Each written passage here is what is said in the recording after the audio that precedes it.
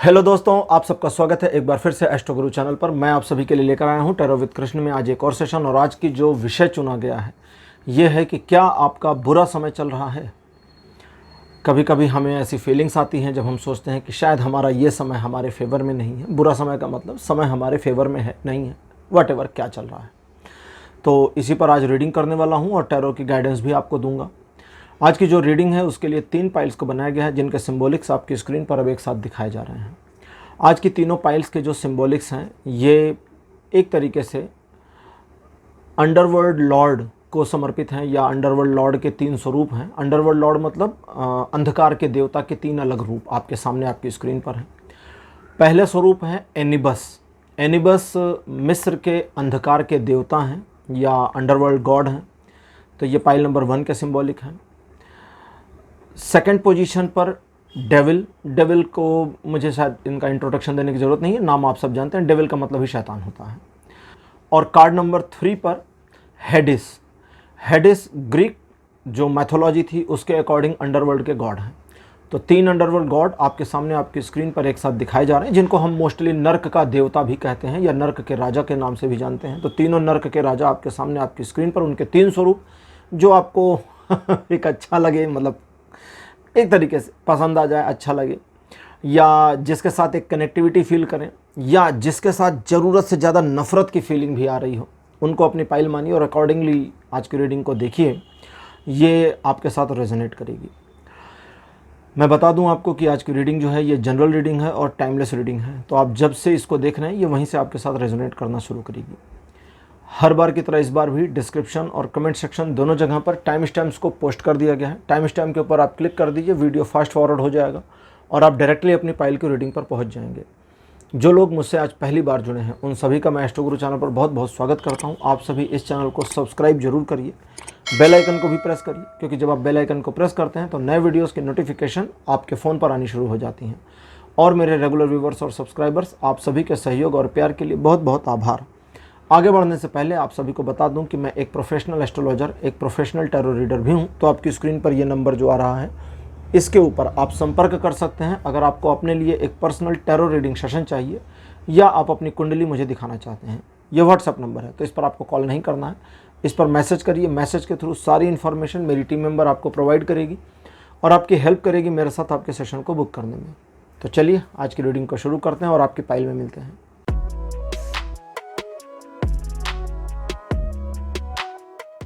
Hello pile number 1, आप सबका स्वागत है आपकी रीडिंग में। आपने एनिबस को चूज़ किया था। मेरे बगल में देवता एनिबस की फोटोग्राफ लगा दी गई है। एनिबस को अंडरवर्ल्ड लॉर्ड कहते हैं, अंधकार या मृत्यु के देवता या नर्क के देवता। एक ऐसे देवता जो मृत्यु के बाद के जीवन की देख रेख करते हैं। ये जो हमारा एक देश है ना, इजिप्ट, मिस्र की सभ्यता, मिस्र की जो सभ्यता थी प्राचीन, जिन्होंने पिरामिड्स बनाए थे, ये उस सभ्यता के देवता हैं और अंडरवर्ल्ड गॉड माने गए हैं। इनको मैं आपको बता दूं, according to the Egyptian civilization ये बुरे देवता नहीं थे। हालांकि ये अंडरवर्ल्ड को मैनेज करते थे, नर्क को मैनेज करना इनका काम था, लेकिन ये बुराई के देवता नहीं हैं, ठीक है। और ये उतने अच्छे भी नहीं हैं, क्योंकि कुछ एक कहानियों के अनुसार ये मृत्यु के बाद जाने वाले लोगों को नर्क या स्वर्ग भेजने के लिए कभी कभी कुछ उनसे लेते भी थे कि तुम क्या दे सकते हो, तुम्हें स्वर्ग जाना है तो तुम दे क्या सकते हो। अब जाहिर है कि मृत्यु के बाद तो हम सुई भी लेकर नहीं जा सकते, तो फिर क्या दे सकते हो। तो खैर अब उसमें नहीं जाएंगे क्योंकि फिर वो बहुत लंबा खिंच जाएगा। चलिए आज की रीडिंग को शुरू करते हैं और देखते हैं आपके लिए टैरो क्या बताते हैं कि क्या आपका बुरा समय चल रहा है। कार्ड नंबर 1 आपके लिए है S of wands. Second position पर आपके लिए है queen of sword. Card number 3 आपके लिए अपीयर हुआ है द हायरोफेंट। फोर्थ पोजीशन पर आपके लिए है 4 of cups and last card for you is temperance.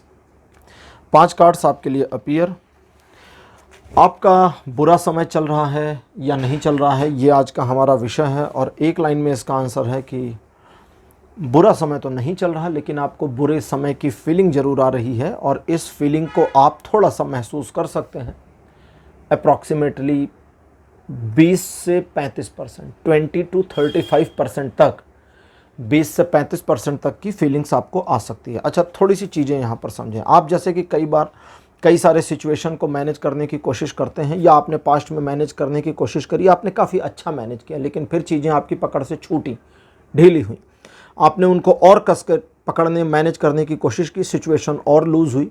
आपने उस सिचुएशन को पास्ट में मैनेज करने के लिए अपने ईगो को बीच में लाया, और आप अपने ईगो को बीच में ला करके जब सिचुएशन को मैनेज करना शुरू किए, तो वो शुरुआत में मैनेज हो तो गई और दिखती तो मैनेज्ड है, लेकिन आपको भी पता है कि सिचुएशन डैमेज्ड है। और ये जो डैमेज सिचुएशन है, इसने आपको अंदर तक हिला करके रखा है, झिझोड़ कर रखा है, और आने वाले समय के लिए आप बिल्कुल भी आश्वस्त नहीं हैं कि अब आपके लिए चीज़ें उस तरीके से ठीक हो पाएंगी या नहीं। मतलब आपको रास्ता ठीक ठाक तो दिखता है, लेकिन बीच की जो टूट है रास्ते में, बीच का जो ब्रेक बना हुआ है रास्ते में, या ब्रोकेज सिचुएशन बनी हुई है, ये ब्रोकन सिचुएशन आपको लगता है कि आपके पूरे समय को, जीवन को, आने वाले भविष्य को, सबको अंधकार में डालने को काफ़ी है, क्योंकि आपको, मुझे जो दिखता है, क्लू नहीं मिल रहा। जैसे होता है ना वो पज़ल गेम्स होता है, अब उसमें पज़ल में क्या होता है, अलग अलग टुकड़े होते हैं, उनको एक एक खांचे में जोड़ते जाइए और चित्र बन जाता है। 2 टुकड़े अगर उसके मिस आउट हो जाएं तो आप चित्र को पूरा नहीं बना सकते। अगर 2 टुकड़े, 100 टुकड़ों का अगर पज़ल हो, 98 आपने फिक्स कर दिए, 2 ना हो तो आपका मूड ख़राब रहेगा, क्या यार 2 नहीं मिल रहा। ठीक, अब वो 2 का ना मिलना सिचुएशन को इस कदर, मैं आपको एग्जांपल से समझा रहा हूँ ताकि आपको आसानी हो समझने में, उन 2 का ना मिलना सिचुएशन को इस कदर निगेटिव करता है कि वो चित्र 98% कंप्लीट है, आपको फील में ही नहीं आता। आपकी तो फील में आता है कि ये इनकम्प्लीट है, और ये जो इनकम्प्लीट सिचुएशन है, ये आपको विन पोजीशन फील करने नहीं देती कि मैं जीत गया, मैंने काम कर लिया, मैंने सक्सेस को 98% तक खींचा, या सिचुएशन को 98% तक खींचा, और 2% की उतनी वैल्यू नहीं है, आपको ये फीलिंग में नहीं आता वो 2% क्यों मिसिंग है। ये सिचुएशन में आपको डिस्टर्बेंस लाता है, और यहाँ मामला 2% का नहीं, यहाँ तो 20 से 35, 20 से 35% के बीच का रेशियो है। तो ये रेशियो आपको सुकून लेने नहीं दे रहा है पिछले काफ़ी समय से। लेकिन आने वाले समय के लिए संदेश है कि चीज़ें वास्तव में फिर से रिवर्स हो रही हैं, जिसको कहेंगे पॉजिटिव हो रही हैं। इस रिवर्स सिचुएशन को आपको, इसको ये इस तरह से किया जाना है कि डिवाइनली अगर समझें, जिसको कभी कभी आप कहते हैं यूनिवर्स, कभी आप कहते हैं भगवान, जो भी जिनको आप मानते हैं, उनके द्वारा इसे वापस मोड़कर सिचुएशन को मैनेज्ड वे में कंट्रोल करके, सेट करके आपके हाथ में दे दिया जाएगा। अब वहाँ से आगे आप संभाल पाएँ या ना संभाल पाएँ, ये आपकी प्रॉब्लम है। वो तो फ्यूचर था, प्रेजेंट भी बता दिया। अब समझिए कि सिचुएशन क्या चल रही है और आपको एक्चुअल फोकस कहाँ करना है। वहाँ तो जब चीज़ें सेट हो जाएंगी, फ्यूचर में आपके हाथ में आएंगी, तो उसको आगे अकॉर्डिंगली मैनेज करिए। लेकिन प्रेजेंट सिचुएशन क्यों आ गई लाइफ में, इसे पहले समझिए। वे ऑफ ऑपरेटिंग आपका उतना एक्यूरेट सही चल नहीं रहा, और उस एक्यूरेसी की ना होने की वजह से, अब एक्यूरेसी का मतलब हमें 100% एक्यूरेसी चाहिए ही नहीं भाई। आपसे 100% की एक्यूरेसी किसी काम में चाहिए ही नहीं। टैरो रीडिंग में मेरा सबसे जो मज़ेदार पार्ट है वो ये है, जब ये मुझसे कहते हैं कि ये चीज़ इस सामने वाले को इस ढंग से बतानी है। अब ये जिस ढंग को कह रहे हैं मैं वो ढंग बोलता हूँ, उसको समझिएगा। ये कहते हैं कि ये मानकर चलो कि ईश्वर का आपके साथ किया जाने वाला वार्तालाप है जो मैं अब बोलने जा रहा हूँ। अगर ईश्वर आपके साथ बात करें आपकी सिचुएशन पर, तो क्या कहेंगे वो सुनो। उनका कहना है कि आपसे 100% तो चाहिए ही नहीं था, और चूंकि तुमसे 100% चाहिए नहीं था, वो जो 70, 75, 80% तक चल रही थी चीज़ें, उतनी ही मैनेजेबल थी, और उसी के अकॉर्डिंग चीज़ें मैनेज होती चली जाती, ज़रूरत नहीं थी पूरे की। ठीक है। अब वो जो गैर जरूरी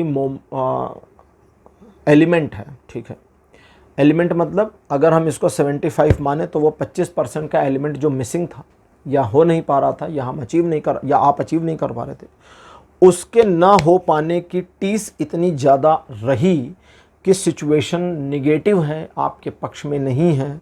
मेरे ही साथ ये क्यों होता है, ईश्वर मुझे भूल गए हैं, ईश्वर मुझे ही सज़ा दे रहे हैं। तमाम इस तरह की ब्ला ब्ला ब्ला ब्ला ब्ला ब्ला बातें आपके दिमाग में, जहन में चलती रहती हैं और ये बेसिर पैर की हैं, क्योंकि बुरा समय नहीं है। लेकिन जैसा मैंने कहा ना, अप्रॉक्सीमेटली बुरा समय है, क्योंकि आपने अपनी सोच से उसको बुरा बना रखा है। आप उसे सोचना अलग ढंग से शुरू करिए, वो चीज़ें अलग ढंग से हो जाएंगी। आपका सोचना अलग करना है। चलिए आज के ओरेकल देख लेते हैं, जो है गॉडेस गाइडेंस। इसमें सभी देवियां हैं और आज मुझे लगा कि गॉडेस यानी देवियां अगर गाइड करें मदर के रूप में हम बच्चों को, तो ज़्यादा बेहतर गाइड कर पाएंगी, इसलिए आज की डेक ये ली है। कार्ड नंबर 1 आपके लिए है आर्टेमिस। ये भी ग्रीक देवी हैं और आर्टेमिस नाम के हॉस्पिटल आपने देखे होंगे, लेकिन ये योद्धा थी अपने, इनका जो इनके बारे में जो कहानियाँ मिलती उसमें आता है ये योद्धा थी, बहुत बढ़िया लड़ाकू थी आर्टेमिस। एराकोरा कार्ड नंबर 2 पर, 3rd पोजीशन पर ओनाग और 4th पोजीशन पर आपके लिए है साई। ये साई नहीं है, साई है, SAI, साई। ठीक, इसमें N कहीं नहीं है, साई, SIGE, सॉरी SAI नहीं, SIGE, साई। जी जो घा वर्ड है वो अंदर गले पर बोला जाएगा, साई, घा अंदर बोल लीजिए। और लास्ट में है कुआन यिन। हाँ, कुआन यिन का आना बहुत अच्छा रहा। चलिए अब इस छोटी सी चीज़ को समझिए जो ये बताना और समझाना चाहती हैं। और अगर आप मेरे पुराने व्यूवर्स हैं तो आपको पता है कि ये जिस तरह से बातें करती हैं वो आपको सचमुच मार्गदर्शन देने वाली बातें होती हैं और बिल्कुल मम्मी की तरह से, मदर की तरह ही बोलती हैं, हालांकि मेरे ही थ्रू बात करेंगी। तो सबसे पहली और इम्पॉर्टेंट चीज़ ये है आपके फेलियर की, मतलब आप जो सिचुएशन को ऑपरेट नहीं कर पा रहे हैं, आपको लगता है मेरे विरुद्ध चीज़ें चल रही, बुरा समय चल रहा है, उसकी जो पहली वजह है, आर्टेमिस कहती तुमको तो पता ही नहीं है कि करना क्या है और तुम किए जा रहे हो, किए जा रही हो। तो पहले ये पता करो कि करना क्या है। What is your target, what actually want to do. अब आप अगर कभी कभी होता है ना कि हम सोचते हैं कि हम जीवन में एक अच्छा भविष्य चाहते हैं, चीज़ें स्टेबल रहें, फाइनेंशियल कंडीशन अच्छी रहे, परिवार सुख शांति से रहे, तो भाई ये तो पूरी दुनिया चाहती है, इसमें टारगेट जैसा क्या है। हर कोई चाहता है ना कि हम रोज़ खाना खाएं, ये कोई टारगेट थोड़ी हुआ कि हम रोज़ खाना खाएं। टारगेट तो ये हुआ कि हमें इस चीज़ पर ध्यान रखना है कि हमारे लिए खाने की कमी होने ना पावे, ये टारगेट हो सकता है। हम रोज़ खाना खाएं, ये कोई टारगेट नहीं है। ये 2 कौड़ी का, थोड़ा बोलने में बुरा लगता है लेकिन अब बोलना पड़ेगा, ये 2 कौड़ी का घिसा और घटिया सा टारगेट है। ये वो टारगेट है, बोलने में बुरा लग रहा है और अगर किसी को बुरा लगे तो आई एम सो सॉरी, लेकिन ये वो टारगेट है जो उस कैटेगरी या उस लेवल पर पर्सन सोचेगा जिसके पास खाने को नहीं है कि मैं दोपहर को क्या खाऊंगा, मेरा टारगेट दोपहर का खाना, रात को क्या खाएंगे, उसका टारगेट रात का खाना, सुबह क्या खाएंगे, टारगेट सुबह का खाना। तो वो उस चीज़ से आगे नहीं बढ़ पा रहे। जैसे हमारे भारत में है ना, वो BPL कार्ड सरकार ने बांट रखे हैं, 1-1 रुपये किलो सामान बेच देते हैं उन लोगों को। कभी कोई मिले उस कार्ड का होल्डर जो सचमुच उस लेवल पर हो, गरीब हो। जैसे सरकार ने तो खैर जब से ये आई है गवर्नमेंट नई वाली, इसने तो बहुत सारे बंद कर दिए, एनालाइज कर लिया, जांच कर ली। कोई सचमुच का मिले उससे एक सवाल पूछना आप, जो BPL कार्ड होल्डर हो और सचमुच उसकी दयनीय स्थिति है जिसकी वजह से उसके पास सचमुच कार्ड होना चाहिए उसकी मदद के लिए, कोई बुरी बात नहीं।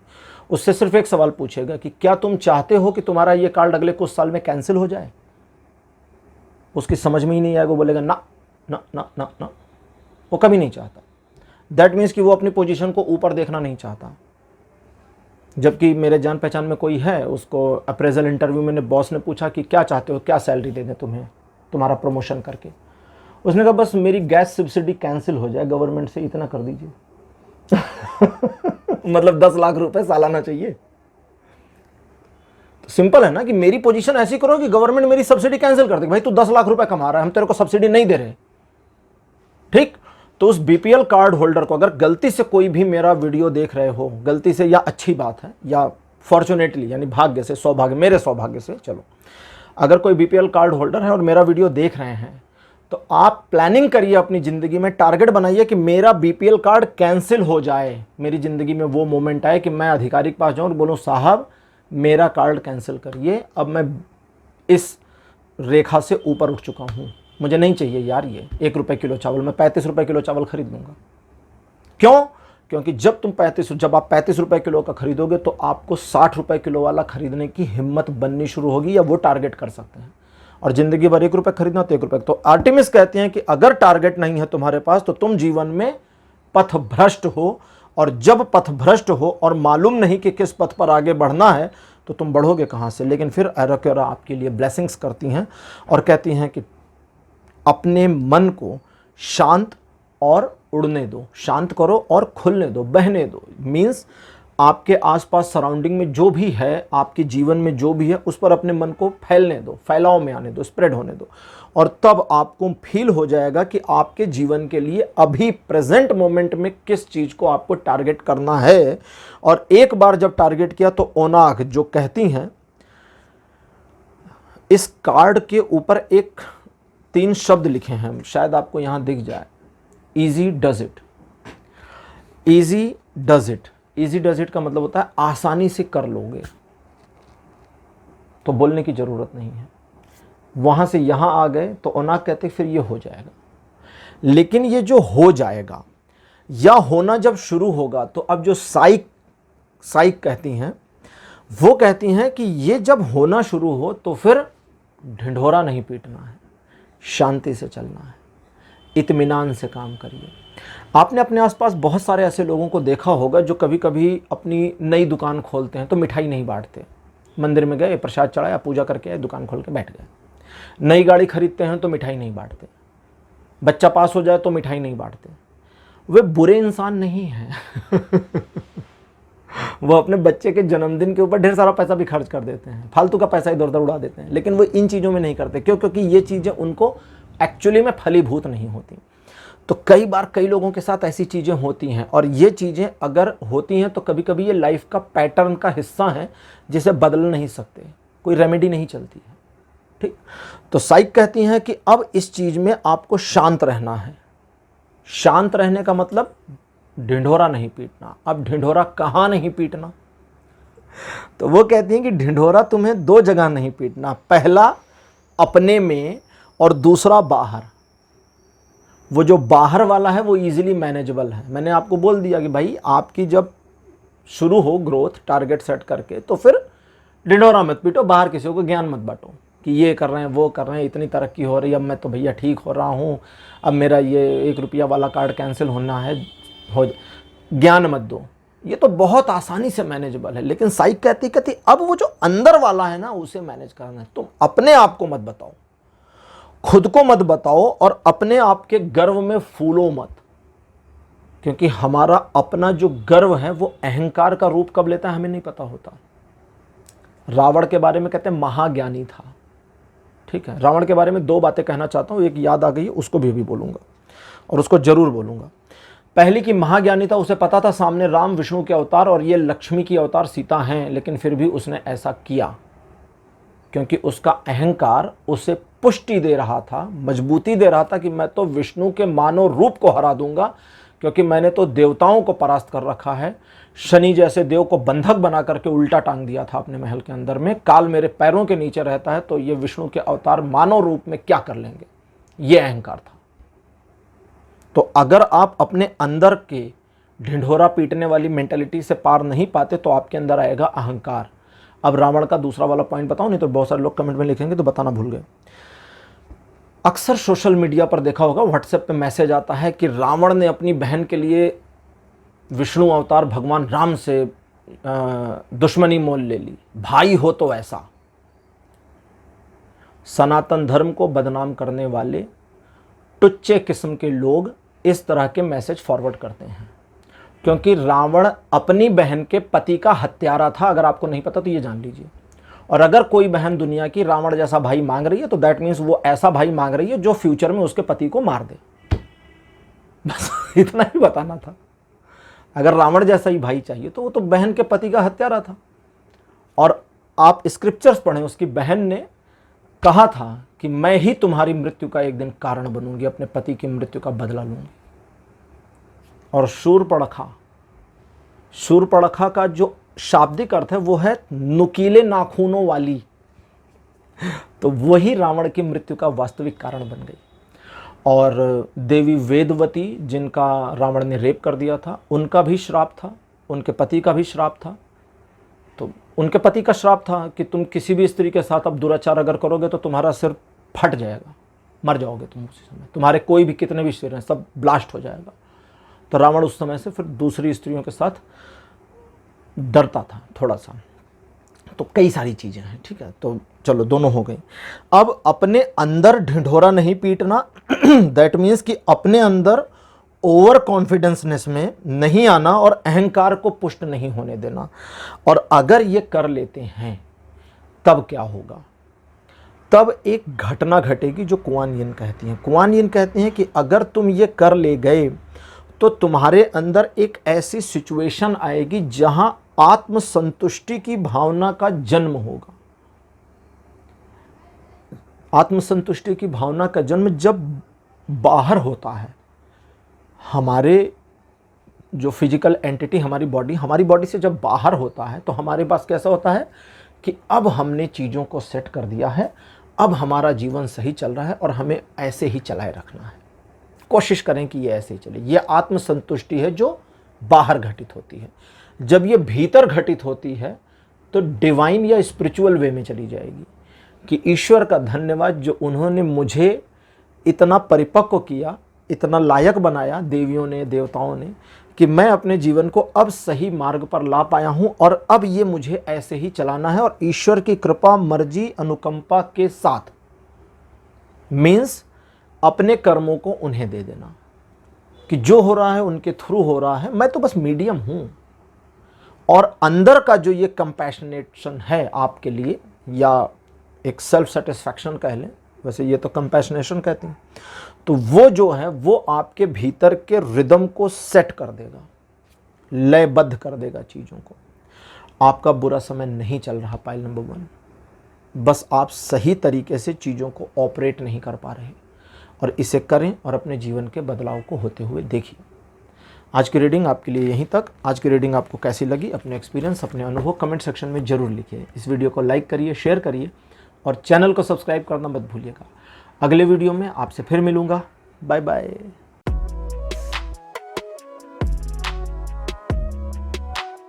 हेलो पाइल नंबर 2, आप सबका स्वागत है आपके रीडिंग में। आपने डेविल को चूज़ किया था, मेरा फेवरेट टैरो कार्ड्स में मेरा फेवरेट कार्ड है, कई फेवरेट हैं, उनमें से एक है, मेरे बगल में लगा दिया गया है। डेविल के बारे में मैंने कई वीडियोस में कई बार बोला है। जो लोग नए जुड़े हैं उनके लिए भी एक लाइन बता देता हूँ, दो तीन लाइन बताता हूँ। डेविल का मतलब होता है शैतान।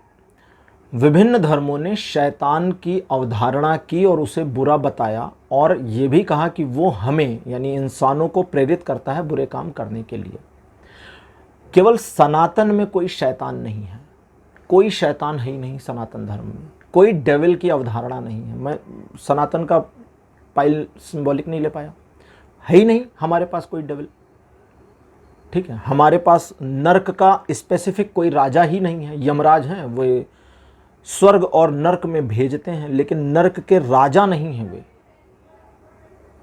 नर्क का राजा नर्क में ही रहेगा, वे नर्क में नहीं रहते, वो यमलोक में रहते हैं। यमलोक जो मृत्युलोक और मृत्युलोक के पार है, यानी कि आगे है, लेकिन वो नर्क नहीं है। वे नर्क में भेजते हैं या स्वर्ग में भेजते हैं कर्मों के हिसाब से।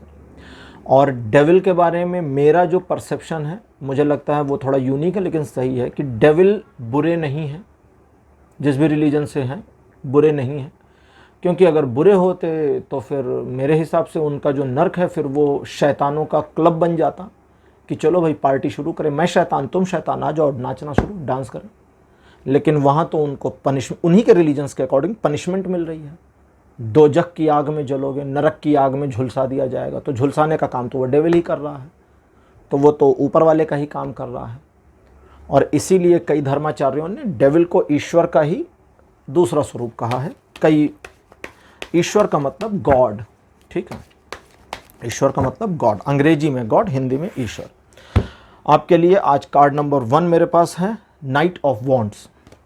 सेकंड पोजीशन पर आपके लिए है the fool, card number 3, knight of cups, card number 4 आपके लिए है the star, card number 5 last में आपके लिए है 7 ऑफ द पेंटिकल्स।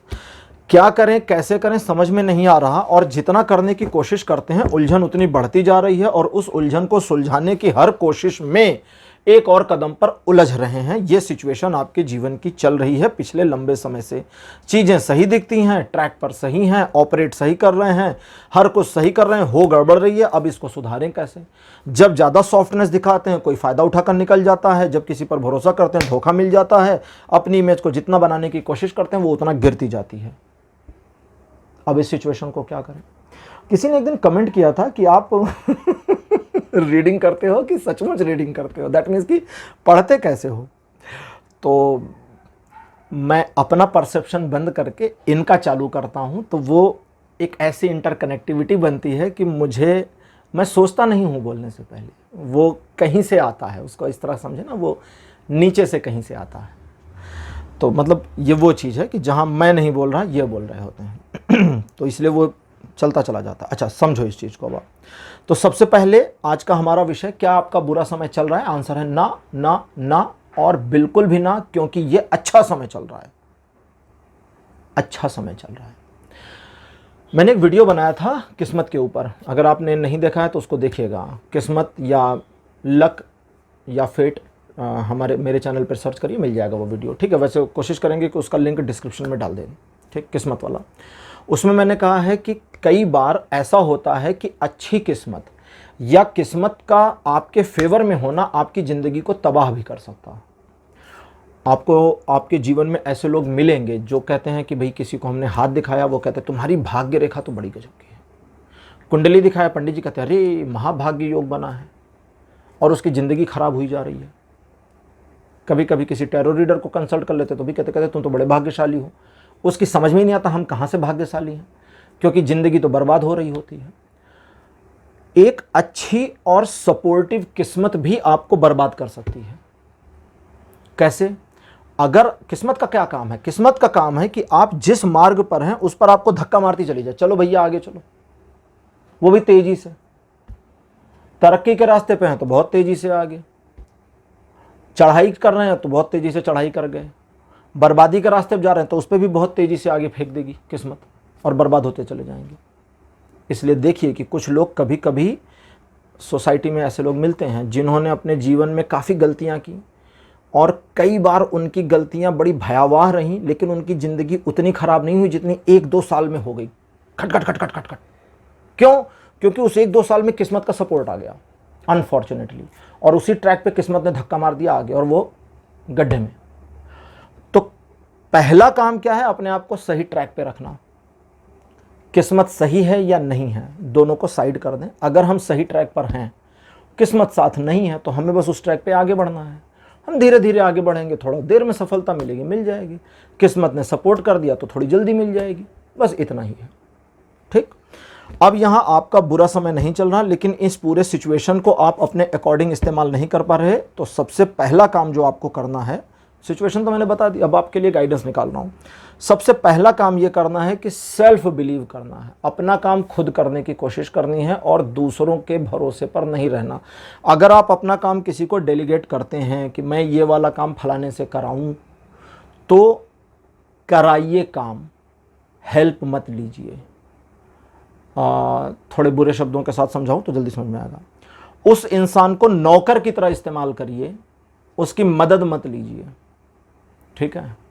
हम जब कैब बुक करते हैं तो कैब वाला गाड़ी लेकर आता है, गाड़ी उसकी होती है, कंपनी के थ्रू वो बुकिंग हो जाती है, ठीक। तो एक गाड़ी का ऑनर आता है हमारे पास, मोटा मोटा माने तो 8 लाख 10 लाख की गाड़ी का ऑनर आ जाता है, क्योंकि मोस्टली कैब वाले अपनी गाड़ी लेकर आते हैं मोस्टली। तो वो गाड़ी का भले ऑनर है, लेकिन जिस मोमेंट में हमने बुक किया है वो हमारे लिए काम करेगा, तो हमारे लिए सर्वेंट जैसा हुआ।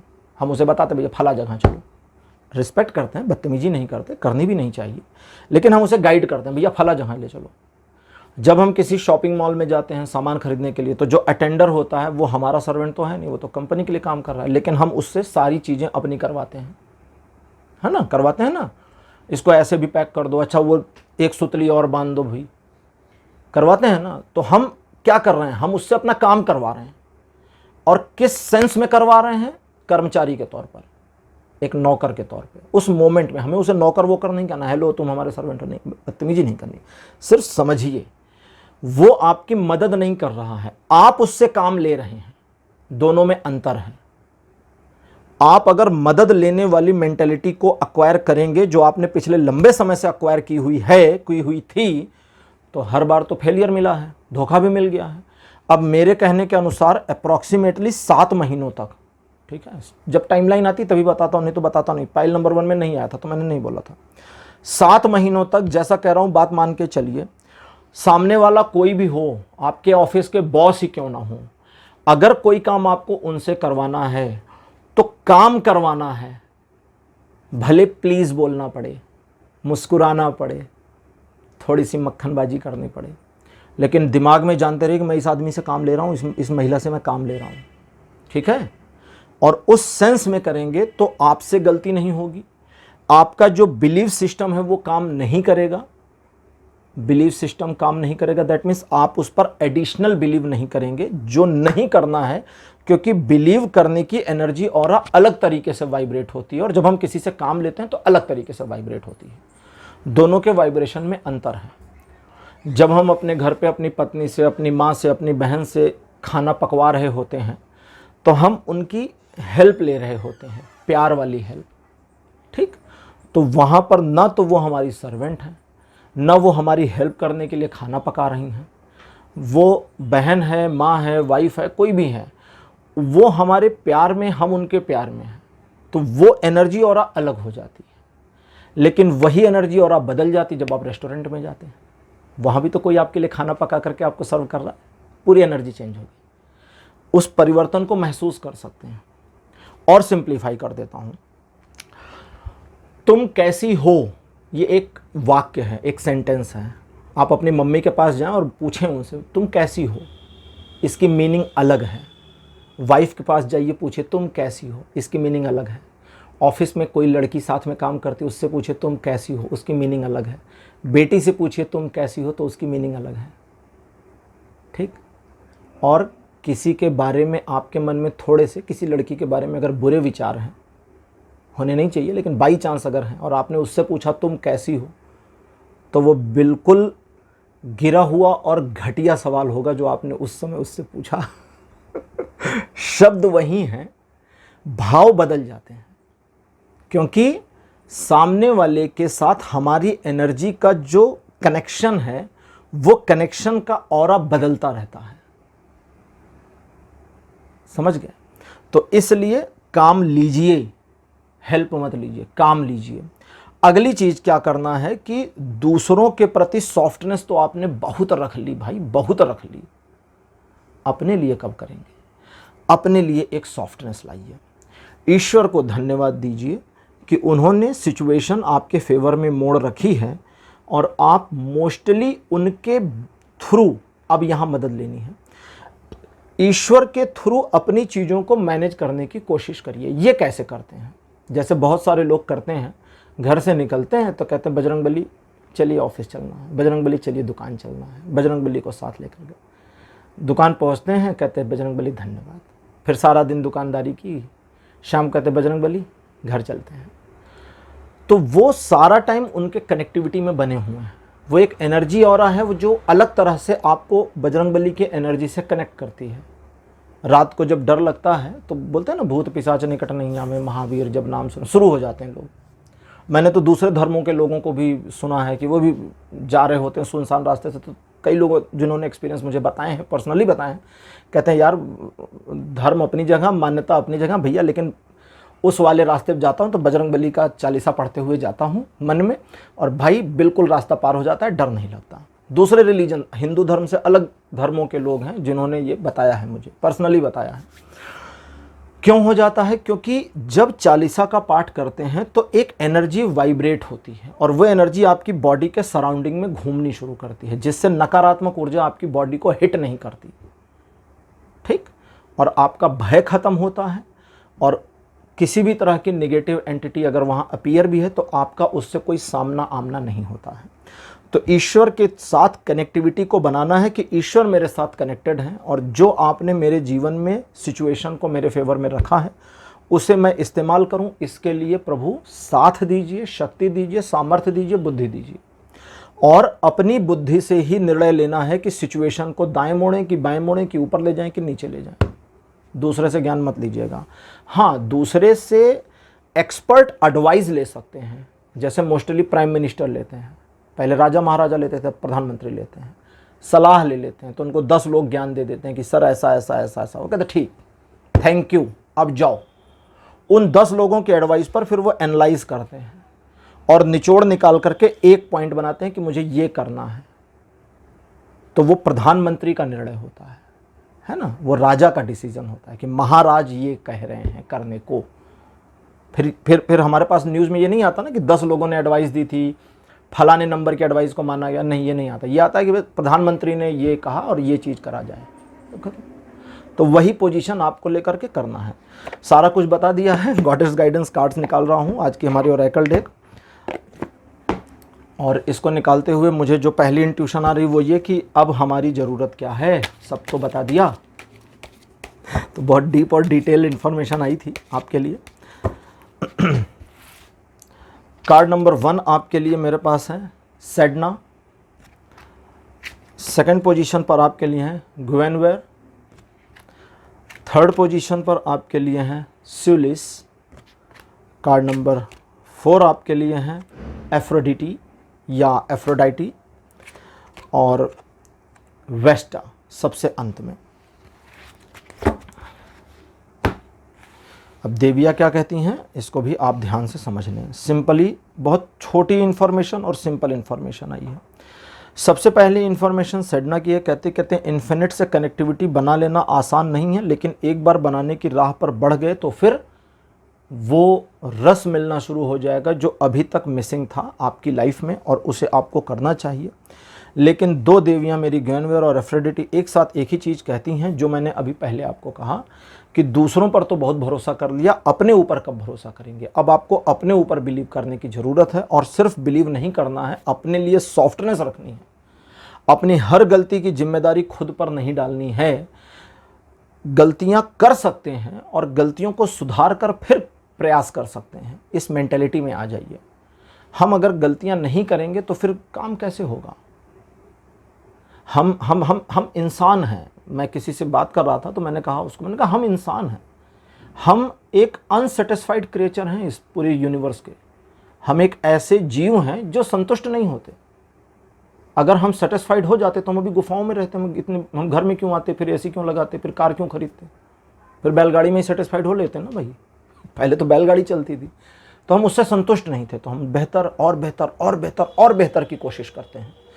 तो आपकी गलतियां आने वाले बेहतर के लिए एक इशारा है। ग्वेनवेर भी ये कह रही हैं, एफ्रोडिटी भी ये कह रही हैं, और एफ्रोडिटी कहती हैं कि जब अपने भीतर से इस तरह के माइंडसेट में आ जाओगे तब तुम्हारे भीतर एक ऐसा परिवर्तन होगा जो एक स्थिरता लेकर आएगा, और ये स्थिरता तुम्हें तुम्हारे जीवन की राह चुनने, पकड़ने, आगे बढ़ने में सब में सहयोग करेगा।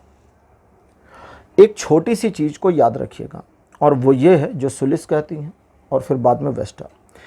सुलिस का कार्ड देवी सुलिस, जिनको एक तरह से जल की देवी माना जाता है, लेकिन जो जल की देवी उस तरह नहीं माना जाता। जो पृथ्वी के गर्भ में छिपा हुआ जल है उस जल की देवी मानते हैं। उस समुंदर की और नदियों की देवी नहीं मानते इनको, ठीक है। तो अब यहाँ पर सुलिस का जो कहना है वो ये है कि इस पूरे सिचुएशन में अपनी इनर एनर्जी और इनर पावर को भूल मत जाना, जो काफ़ी हद तक छिपी रह जाती है। तो खुद को ताकतवर मानो और आप हो, आप मानोगे और आप हो जाओगे। और वेस्टा कहती हैं कि ये सारी चीज़ें सिस्टमैटिक वे से अगर फॉलो कर गए तो शुरुआत में ऑपरेट करने में थोड़ी सी मुश्किल आ सकती है, लेकिन फिर ये आपका स्वभाव बन जाएगा। और जब ये आपका स्वभाव बन जाएगा तब आप इस पूरे सिचुएशन को, या आपका जो समय आपके फेवर में चल रहा है, इसे मैनेज करने, ऑपरेट करने और अपने पक्ष में मोड़ कर रखने और इसका फ़ायदा उठाने में कामयाब हो जाएंगे। फाइल नंबर 2 आपकी रीडिंग यहीं पर क्लोज होती है। आज की रीडिंग आपको कैसी लगी, अपने एक्सपीरियंस, अपने अनुभव कमेंट सेक्शन में जरूर लिखिए। इस वीडियो को लाइक करिए, शेयर करिए और चैनल को सब्सक्राइब करना मत भूलिएगा। अगले वीडियो में आपसे फिर मिलूंगा। Bye bye.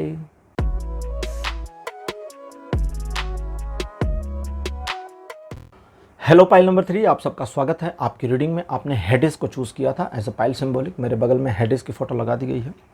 हेडिस को ग्रीक मैथोलॉजीज़ के अकॉर्डिंग अंडरवर्ल्ड का देवता कहते हैं। अंडरवर्ल्ड मतलब नर्क के देवता, मृत्यु के बाद के देवता हेडिस हैं।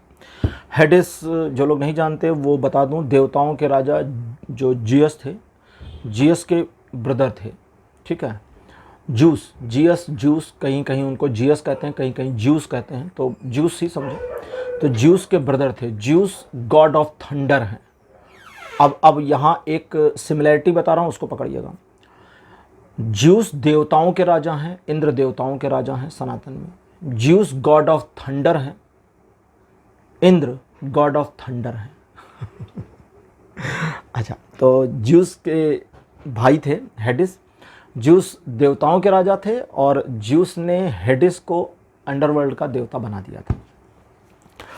तो उस हिसाब से मतलब हेडिस के अकॉर्डिंग उनके साथ बड़ा अन्याय हुआ था, लेकिन फिर भी हेडिस अपनी सत्ता में खुश थे। बहुत सारी गलतियां की, बहुत सारे बदमाशियां की, अच्छे काम भी किए। अपने भाई के साथ मिलकर अपने पिता क्रोनोस को हराया था और उन्हें कैद कर दिया था अंडरवर्ल्ड में। तभी ये दुनिया बची, वरना क्रोनोस इस पूरे यूनिवर्स को ख़त्म करना चाहते थे। उनकी कहानियाँ ये कहती हैं। कार्ड नंबर 1 आपके लिए अपीयर हुआ है 6 ऑफ पेंटिकल्स। कार्ड नंबर 2 आपके लिए है 3 ऑफ कप्स। 4th पोजीशन पर आपके लिए क्वीन ऑफ वॉन्ड्स और आपके लिए 4थे नंबर पर है द हेर्मिट। और आपके लिए लास्ट कार्ड अपीयर हुआ है 3 ऑफ सोर्ड। क्या आपका बुरा समय चल रहा है? इसका एक लाइन में अगर आंसर दूं तो हाँ, चल रहा है। लेकिन अच्छी खबर भी है, बुरी खबर तो दे दी कि हाँ चल रहा है। अच्छा, पहले बुरी खबर की थोड़ी सी बातें कर दे। बनते हुए काम बिगड़ जा रहे हैं, लोगों का भरोसा टूट रहा है, भरोसा जिन पर किया उन्होंने भी धोखा दे दिया। पैसों का नुकसान, पैसों का इस तरह का भी नुकसान कि जहाँ से आ जाना चाहिए था वहाँ भी नहीं आ रहा, वहाँ से भी। और बुद्धू बनाकर तो ले जाने वाले मिल ही जाते हैं, अरे गरे लोग फालतू। और परिवार में भी कलह या विश्वास की कमी के वातावरण से जूझ रहे होंगे। तो ये थी प्रेजेंट सिचुएशन। अब बुरी खबर तो हो गई, अच्छी खबर क्या है? बुरे टाइम से अच्छे टाइम की ओर लगातार बढ़ रहे हैं, लेकिन अभी भी इसमें अप्रॉक्सीमेटली 3 महीने से लेकर के 9 महीने तक का समय है। अब ये डिपेंड करेगा आपके अपने जीवन के अकॉर्डिंग। हर लोगों के लिए थोड़ा थोड़ा अलग होगा। तो मोटा मोटा 3 महीने माने कि 3 महीने, चलो बीच की टाइम लाइन ले ले, 5 महीने मान लो कि आफ्टर 5 मंथ चीज़ें काफ़ी हद तक स्टेबल होनी शुरू होंगी। लेकिन आपको चीज़ों को सही ढंग से ऑपरेट करना होगा, और ये ऑपरेट करने के लिए आपको सबसे पहला काम करना है अपने आप पर विश्वास करना है। और अपने आप पर किस तरह का विश्वास? जैसे प्रेजेंट मोमेंट में लगता होगा कि यार कोई रास्ता दिखा दे, कोई मेरे को एक जुगाड़ बता दे, कोई मुझे एक ऐसा रास्ता बता दे, एक ऐसा मार्ग बता दे, एक ऐसा हेल्प कर दे कि मैं अपने मन में जो ये डिस्टर्बेंस आ रही इससे निकल और उबर सकूं। और फॉर्चुनेटली आपके पास ऐसा इंसान है जो आपको रास्ता बता सकता है। फॉर्चुनेटली आपके पास ऐसा इंसान है जो आपको इस पूरे सिचुएशन से हटा सकता है, निकाल सकता है। लेकिन उसके निकालने के लिए, उस पर्सन के द्वारा आपको हेल्प मिले, उसके लिए पहले उस पर्सन के अंदर एक एनलाइटमेंट की ज़रूरत है। स्वयं के अंदर ईश्वर का एक प्रकाश, एनलाइटमेंट का मतलब यही होता है, ठीक। ये एनलाइटमेंट इस तरह का होगा जो आपके भटकाव से आपको निकालने में मदद करे, बस इतना ही छोटा सा। और वो इंसान असल में आप खुद हैं। लेकिन अब आप अपनी मदद कर नहीं पा रहे पिछले काफ़ी समय से। अगर आप देख रहे हैं तो कैसे करेंगे पहले वो समझिए। पानी में जब तक हलचल रहे, तालाब में पानी भरा है या स्विमिंग पूल में पानी भरा है, जब तक वो हिल रहा है, हलचल है, नीचे देख पाना, तलहटी को देख पाना थोड़ा मुश्किल हो सकता है। लेकिन एक बार हलचल शांत हो तो शायद हम नीचे देख सकते हैं। थोड़ा फोकस करें, ध्यान दें तो शायद उस पानी के अंदर झांका जा सकता है, लेकिन वो शांत होना चाहिए, ठीक। तो आपके मन में अगर शांति होगी, मन में थोड़ी सी स्थिरता होगी, तो आप अपने भीतर झांक पाएंगे। और यही करना है, इंट्रोवर्ट होना है थोड़ा सा, अप्रॉक्सीमेटली 3 महीने के लिए। बक बक बंद कर दीजिए, बुरा मत मानिए, मैं कभी कभी जो मुझे रीडिंग में कठोर शब्द आते हैं उनको थोड़ा सॉफ्ट करके बोलता हूँ, वरना कई बार तो और ज़्यादा कठोर शब्द आ जाते हैं, थोड़ा बुरा लग जाए, ज़्यादा ज़ोर से लग जाए, लेकिन थोड़ा ठीक है। तो पहला है कि बक बक बंद कर दीजिए, हर एक बात कहना नहीं है और हर चीज़ को एक्सप्रेस नहीं कर देना, हर चीज़ को जताना नहीं है और हर बात कहनी नहीं है और हर एक से कहनी नहीं है। कुछ एक मामलों में अगर आप शादीशुदा हैं या एक रिलेशन में हैं तो अपने पार्टनर से भी नहीं कहना है, ठीक। रोकिए खुद को। आने वाले फ्यूचर की प्लानिंग के बारे में आप बिल्कुल क्लूलेस हैं, ये बताना नहीं है, बोलना नहीं है, ठीक है। आपका अपना सेल्फ कॉन्फिडेंस स्ट्रॉन्ग लेवल पर है, बस आप यूज नहीं कर पा रहे, इसलिए आपको लो लग रहा है। आप अपने आप में बहुत कैपेबल हैं, लेकिन उस कैपेबिलिटी को सही ऑपरेट नहीं कर पा रहे, ये भी प्रॉब्लम है। तो जब इंट्रोवर्ट होंगे, थोड़ा सा अंतर्मुखी हो जाएंगे। अब अंतर्मुखी होने के लिए क्या करना है? बहस चल रही है, जरूरी आप उसका पार्ट बन जाएं। आप बैठे हैं, 2 लोग बात कर रहे हैं बगल में, उनकी बातचीत बिल्कुल गलत दिशा में जा रही है, उनकी बातचीत बिल्कुल गलत दिशा में जा रही है, एकदम उल्टा जा रहा है। क्या जा रही है?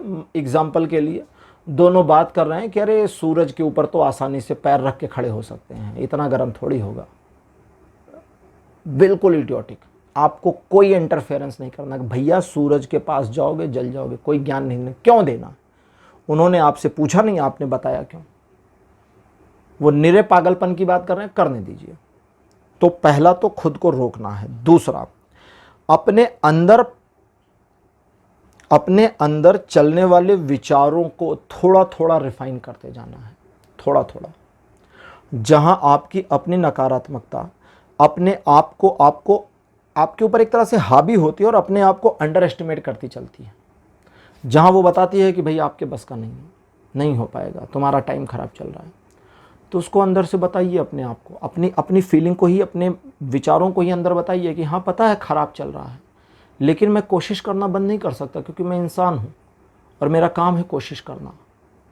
हर हारने के बाद भी कोशिश करूँगा, हर बार हारने के बाद मैं कोशिश करूँगा, पीछे नहीं हटना मुझे, ठीक है। तो पहला काम तो ये करना। जब आप ये करेंगे, थोड़ा इंट्रोवर्ट होना शुरू करेंगे, तो 2-3 महीने के अंदर आपको फील हो जाएगा कि आपकी गलती क्या है, आप सिचुएशन को ऑन द ट्रैक कैसे ला सकते हैं, क्या ऑपरेटिंग में गलती हो रही है। ऑपरेटिंग मतलब आपके वे ऑफ ऑपरेटिंग में आप किस तरह से चीज़ों को हैंडल मैनेज कर रहे हैं, उसमें कहाँ गलती है, आपको क्या इम्प्रूव करना है, क्या डिक्रीज़ करना है, ये सारा आइडिया आपको खुद सेल्फ में हो जाएगा। और जैसा मैंने कहा, जब ये आइडियाज़ नहीं थे तो आपको किसी को नहीं बताना था, जब ये आइडियाज़ आ जाए तो भी किसी को नहीं बताना, चाहे कितना भी प्यार करते हो, हिडन रखिए। जब आप चीज़ों को हिडन रखेंगे तो आगे ऑपरेट करने में आसानी होगी, क्योंकि किसी चीज़ को जब हम छिपा लेते हैं तो उसका वजन बढ़ जाता है, और हमें वजन ही बढ़ाना है। जब कोई बात सीक्रेट होती है तो कहते हैं ना लोग कि अरे यार पेट में गुदगुदी हो रही, लाओ किसी को बता देते हैं, बताकर हल्का फील करते हैं। उस बात का जो वेट है वो हल्का हो गया, क्यों? क्योंकि किसी को बोल दिया। मत बोलिए, उसका वजन बढ़ जाएगा, और हमें वजन बढ़ाना है, क्योंकि जितना वेट बढ़ेगा उतना आप उसको एक्यूरेटली, सधे हुए ढंग से ऑपरेट कर पाएंगे, और आपके अपनी बुरी सिचुएशन से निकलने की पॉसिबिलिटी उतनी बढ़ेगी। इस बात को ध्यान रखिएगा। तो बस निकलना है, एक बार निकल के फिर आगे चलाइए गाड़ी। आज के ओरेकल देख लेते हैं, गॉडेस गाइडेंस, ठीक है। सभी देवियां इसमें हैं, और देखते हैं देवियां आपके बारे में क्या इन्फॉर्मेशन देती हैं। कार्ड नंबर 1 आपके लिए है श्मेट, सेकंड पोजीशन पर आपके लिए है इजॉल्ट, थर्ड नंबर पर देवी आपके लिए है डेमारा, फोर्थ पोजीशन पर आपके लिए है आर्टेमिस, और आपके लिए लास्ट में आई हैं एफ्रोडिटी। तो सबसे पहले आपको अपने अंदर, जैसा मैंने बताया, काफ़ी ज़्यादा मजबूती लाने की ज़रूरत होगी। उस मजबूती को श्मेट कहती हैं, अगर तुम लेकर आ गए तो तुम्हारे जीवन में आने वाले बदलावों को तुम देख सकते हो, और वो बदलाव सिर्फ तुम्हारे अंदर से होते हुए नहीं रुकेंगे बल्कि तुम्हारे जीवन में बाहर भी दिखेंगे। जिसे एजोल्ट कहती हैं कि तुम उस परिवर्तन के साक्षी हो जाओगे, जो परिवर्तन तुम्हारे जीवन को ट्रांसफॉर्म करना शुरू करेगा अकॉर्डिंगली। क्योंकि डेमारा कहती हैं तुम हमारे बच्चे हो और हमारी एनर्जी से तुम्हें कनेक्टिविटी मिलनी शुरू हो जाएगी, और ये जो कनेक्टिविटी मिल जाएगी, फिर आती हैं आर्टेमिस, जो कहती हैं कि इस पूरी कनेक्टिविटी के बनने के बाद जो एक डिवाइन कनेक्टिविटी फील होनी शुरू होगी, फिर करना है टारगेट कि अब करोगे क्या। अब यहीं पर सबसे बड़ा ग्लिच है। इस बुरी परिस्थिति में या इस बुरे वक्त में आप कहेंगे I actually have a target, मेरे पास एक टारगेट है। टारगेट है तो अचीव क्यों नहीं हो रहा? क्योंकि उसे नहीं होना था। इसलिए जो भी टारगेट है उसे अभी के लिए टेम्पररी मान लीजिए, हटाना नहीं है, अभी के लिए टेम्पररी मान लीजिए। जो मैंने आपको बताया उस तरह से अपने आप को ऑपरेट करिए। जब आपको दिखना शुरू हो, जैसा कि भी ना एजोल्ट और डेमारा ने कहा, एजोल्ट ने कहा कि देवी एजोल्ट कहती है कि जब वो एनर्जी ऑरा तुम्हारे सराउंडिंग में फील होगी, आपके आसपास में वो एनर्जी का ऑरा जब फील होने लगेगा, तो डेमारा ने जो बताया वो कि तब आपको ये फील होगा कि अब आप एक तरह के डिवाइन प्रोटेक्शन जैसी चीज़ में फील होंगे। आपको पता नहीं कहाँ से बस एक सपोर्ट जैसा महसूस होगा, आप समझा नहीं पाएंगे। वो होगा मोमेंट जब कनेक्टिविटी लग गई, जुड़ गई। जब वो कनेक्टिविटी जुड़ गई, दैट मीन्स वो कहती तुम हमारे ही बच्चे और हम तुमसे कनेक्ट हो जाएंगे। अब आर्टेमिस कहती हैं कि जब ये कनेक्टिविटी बन जाए, उससे पहले नहीं करना है, जब ये कनेक्टिविटी बन जाए तब अपने टारगेट को रीचेक करो। अब आपके लिए आता है कि तब अपने टारगेट को आप रीचेक करिए और सोचिए कि जो टारगेट मैंने बनाया था क्या वो सही है। क्योंकि उस टाइम तक तो मैं बहुत डिमोटिवेशन में था और मैंने टारगेट बना दिया था, अभी मैं मोटिवेट हो गया हूँ, तो क्या वो टारगेट सही है कि नहीं।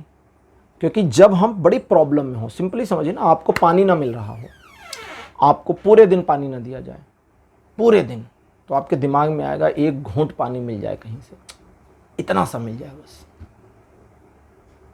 लेकिन आप एक ऐसी जगह पर आ गए जहां आपको पता है कि फ्रिज है, उसमें वाटर बॉटल है, आप निकाल के पी सकते हैं। अब क्या एक घूंट ही पीजिएगा? अब आपका टारगेट बदल गया, अब एक गिलास पानी हो गया। तो वही वो कहती हैं आर्टेमिस कि तब एनालाइज करो और देखो कि तुम्हारा लक्ष्य क्या है, टारगेट क्या है, व्हाट इज योर टारगेट। सिर्फ देखना नहीं है, उसे मॉडिफाई भी कर देना है अगर ज़रूरत पड़े तो। और आप उस टारगेट को सिर्फ मॉडिफाई नहीं करेंगे बल्कि उसे अचीव करने की कोशिश करेंगे। और एक बार आपने जब कोशिश करनी शुरू करी तो आप अपने हृदय में, अपने दिल में एक ऐसी पॉजिटिविटी की ऑरा पाएंगे जो आपको पता नहीं कहाँ से एक एनर्जी ला कर देगी, जो आगे बढ़ने, टारगेट को अचीव करने, अपने आप को मोटिवेट बनाए रखने में मदद करेगी। और वो एनर्जी ऑरा होगी प्रेम की देवी एफ्रोडाइटी की या माता सरस्वती की। माता सरस्वती प्रेम की देवी हैं, कामदेव और रति काम के देवी देवता हैं। तो काम और प्रेम दोनों अलग हैं। हमें किसी अपोजिट जेंडर के साथ में काम वाला प्यार हो सकता है, लेकिन एक फूल से हमें प्यार हो सकता है, काम का प्यार नहीं हो सकता। काम मीन्स सेक्स। एक फ्लावर से हमें वैसा प्यार हो सकता है, एक पेंटिंग से हमें प्यार हो सकता है, लेकिन अब पेंटिंग के साथ आप काम को नहीं जोड़ सकते, फूल के साथ नहीं जोड़। तो इसलिए प्रेम की देवी सरस्वती हैं, ज्ञान की देवी सरस्वती हैं, काम के देवी देवता रति और कामदेव हैं। तो वो जो अंदर की फीलिंग होगी वो आपके मोटिवेशन लेवल को इस तरह बैलेंस कर देगी कि अब आप सिचुएशन में आगे बढ़ें और अपने जीवन में सफलता प्राप्त करें। पाइल नंबर 3, आज की रीडिंग यहीं पर आपके लिए क्लोज होती है। आज की रीडिंग आपके लिए कैसी रही या कैसी लगी, अपने एक्सपीरियंस, अपने अनुभव कमेंट सेक्शन में ज़रूर लिखिएगा। इस वीडियो को लाइक करिए, शेयर करिए और चैनल को सब्सक्राइब करना मत भूलिए। अगले वीडियो में आपसे फिर मिलूँगा। Bye bye.